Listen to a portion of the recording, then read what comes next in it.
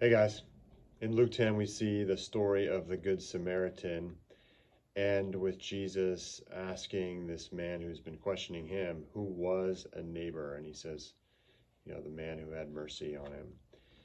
Jesus says, go and do likewise. And the question is at the end of that, well, how do I become a neighbor?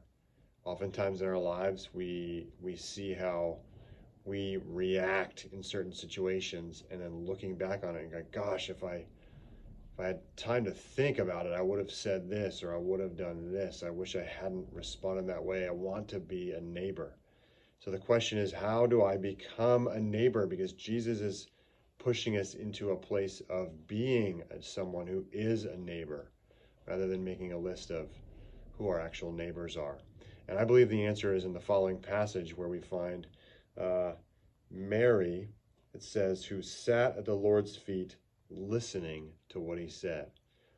A life lived listening to Jesus is the process to becoming more and more a neighbor who will love out of the overflow, who every time we are bumped, as Mother Teresa says, love will be spilling out of us. And Jesus says, hey, Mary's chosen the better part. It's not going to be taken away from her. It's really the only thing that's necessary. So this journey of the Christian life is a life where we are learning to listen.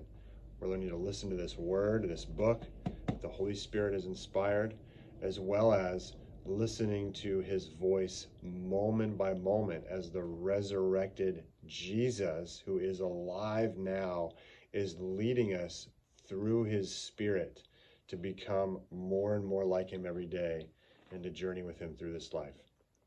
Hey, looking forward to seeing you this Sunday, Father's Day. Let's live listening.